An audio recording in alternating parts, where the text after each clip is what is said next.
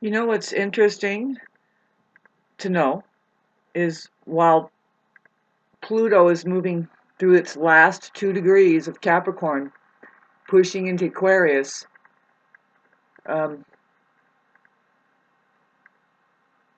there's going to be such changes amongst the human aperture, includes me, because I know that Pluto, since it's been over my Mercury, which has been slow, but we can look. Don't want to do it now, but I assume it's been the last 3 years I remember seeing that Pluto was going to come up and square my Mercury, and I gave everybody a fair warning. I'm still doing Pluto square my Mercury, and it's making me sound so pathetic. Can't talk straight. I'm really actually doing something it's like it's there in my consciousness, and it's like, well, thank God it's there in my consciousness because I can remove it from my consciousness by becoming more conscious.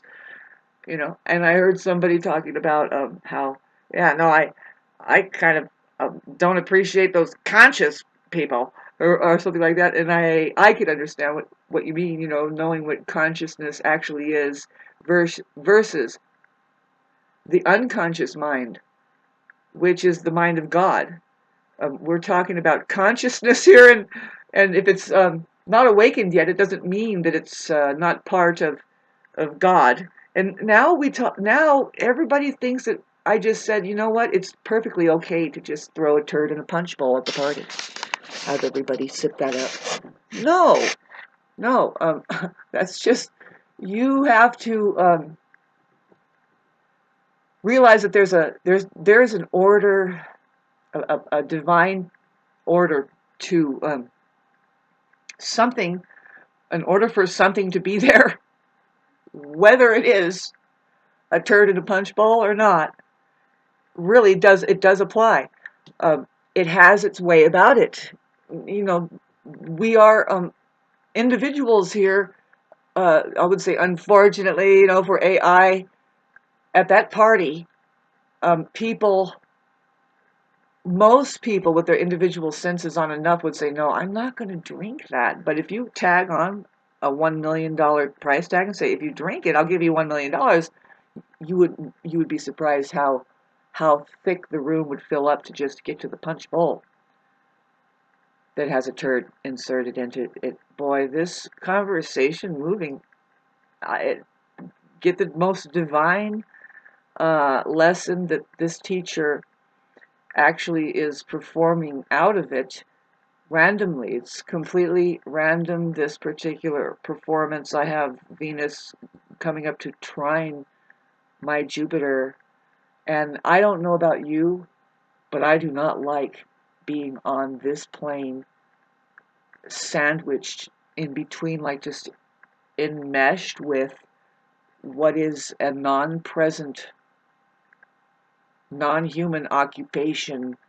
And I'm not talking about, God, because we can go gender bias easily. What psychologists have pointed out is that narcissism and or the fully encapsulated mind awareness, it's not an awareness, it's just the mind. Awareness is sucked into it. There is no more awareness. You'll see, it's hard to get these people into the same application that you are. If you're watching this, it's called reality, and you too can have this conversation. The third dimension is reality. Ria is God. That space in between your nose and your hand. And this is so important. I've been kind of beating around the bush about this, and I'm going to continue to kind of go this way, that way, because I'm a Buddhist and a master. And it's like, I'm not going to just hand you over something that's completely your profound responsibility to turn yourself on and get to know, unless you give me $5. Imagine if the 341 subscribers sent me $5. First of all, I would start this game. I know it sounds ridiculous, but no, I mean, I think it's possible. If you find some of it, and I will, I'm talking about how that humanity itself, if there is a humanity at all, which is based, it's very scientific, it's based in truth orientation, it has an equation behind it, that you too, as just the average, can You can see, I was just about to say, you can brainwash your mind, you can reset it back into knowing the truth about your origins, includes the entire universe, the creator, the one that created you. It's really a science that is really hard to explain, say that because you're one with it. You know, there is some language out there, I and my Father are one, or you're made in the creator's image. But when we now, so it's hard to understand as whatever has been programmed as the human mind, which is glitched. It's glitched out. There's something going on with that, and it's well, first of all, okay, so we have a mix up of the mind. The mind says, no, don't destroy me. I want to be more real than what? The experience of the body, the embodiment that now you are here now. Really intense, it's like, well, what are you going to do? And it's like, watch this mind, and then force yourself, get up on a balance beam and walk on it. And prove to the mind, look, shh, I can do this. Me as awareness. Awareness is not the mind. See, no, I'm talking about balance beam meditation. But you can do anything meditation. It's called anything meditation. I'll start talking about that pretty soon. Anything meditation, I'm sure, 100% sure, they've already named it. It's called transcendental meditation. That's what we're here to do. That's what life is. And it just means we don't deny an experience is there at all, that you're having it, first of all. And that's one of the ways to stay in a meditative state, is just say, in fact, this is going on. I am now on a conveyor belt, going like the Jetsons. Hey, we didn't just say, a lot of time people think meditation means to turn into a stone and occupy the mountains for the rest of your life. And it's like, maybe for a little while. I would suggest forever, actually, and try to keep sanctuary. It's one of the more peaceful lives. You don't really need to get on a Jetson spaceship and get caught on the conveyor belt. Whew. Whew. Very few are making an escape. Anyway, getting back to earnestly communicating, trying to pull people up. I was about to say into the mind so they can see how to get out of the mind. That's the problem. We will keep having these strange conversations, but it's very important. It's really important. Take care of yourselves, and especially people that have helped you with some things. Especially, see, the main problem is the mind, and if somebody has helped you with your state of mind, I would argue that there isn't a price that you can come up with that is worth. I mean, if you want to give us $33 trillion to see, we don't want money, we want power over people. We would pay them not only to do the right thing, see, it starts with doing the right thing. See, that's what money is doing. If you really look into it, and I'm going to keep putting videos up more refined. Out of all the videos, this is what is going to be refined more. It's what I have put inside of all the videos I've had here is some clips of it that what I know how to do is hang on to what's most valuable here and start to refine it, and what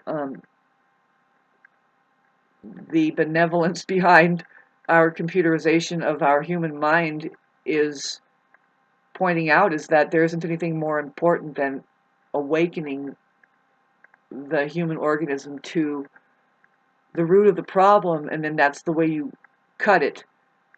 And then all of the other problems wither, and a whole new garden shows up, as far as if there is truth to the saying that the mind creates reality.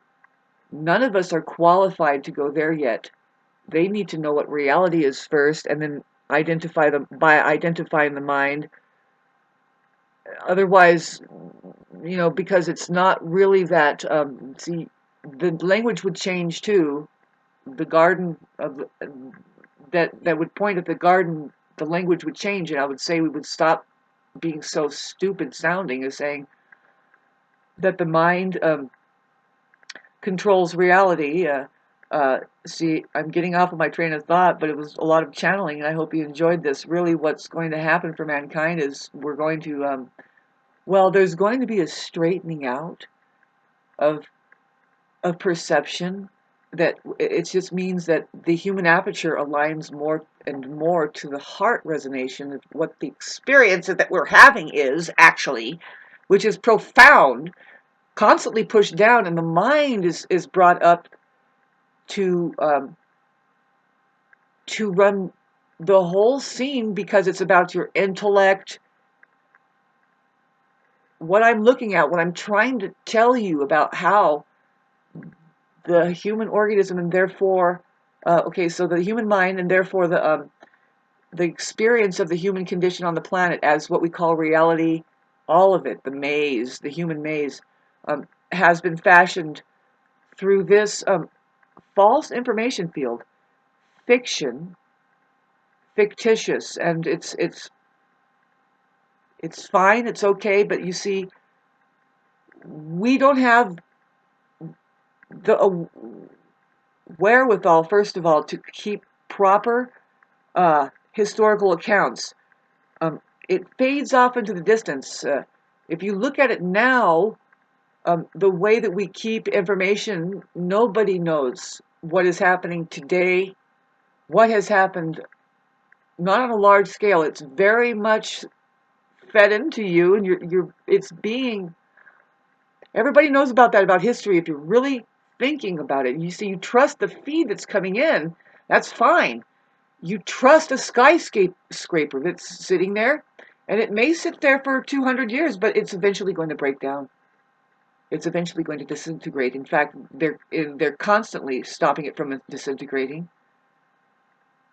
With It's like the power lines. The power lines need to be upgraded, and it's like, what is doing that? Because there's other ways to get energy, and that power line thing uh, includes the way we're getting around. The cars and stuff. A lot's going to change, and a lot of it is weaponized. I hate to say it, it's weaponized. It's like, let's just lift the ban off of running around with a pair of scissors. Okay, let's just actually advertise. This is the way you do it. It's right away. Because why? There's a constant mowing system. Why do you say that, Shauna? Well, why not? Somebody has an idea brighter than yours. Do you have any?